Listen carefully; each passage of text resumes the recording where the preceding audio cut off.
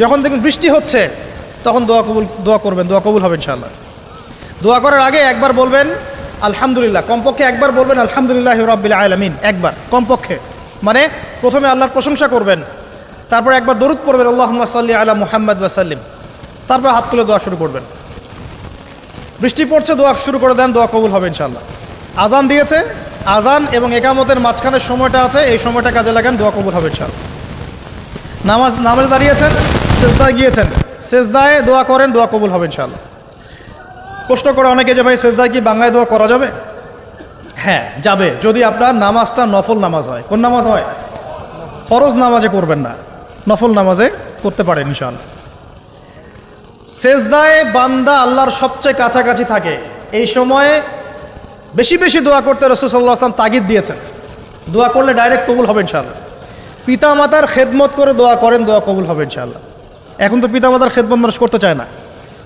এটা সেই যুগ যে যুগে পিতামাতার সাথে দাস দাসীর মতো আচরণ করা হয়। সন্তানরা ভুলে গেছো তোমরা যে তোমরাও একদিন পিতামাতা হবা।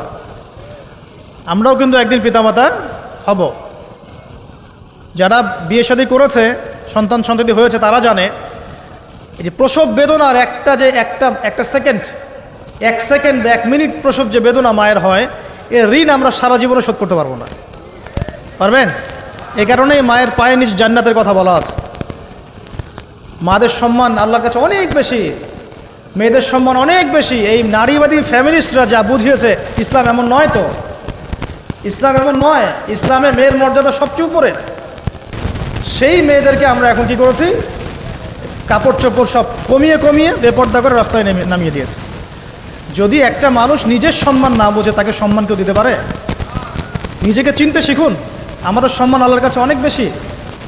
এটা বলছিলাম প্রিয় ভাইয়েরা, মায়ের পায়ের নিচে আল্লাহ পাক সন্তানের বেহেশতের কথা বলেছে। মা বোনদেরকে 4টা কাজ করতে বলো, অনলি 4টা কাজ। 5 ওয়াক্ত নামাজ যদি ঠিকমতো পড়তে পারে, 1 নাম্বার। 2, রমজান মাসে রোজা রাখে।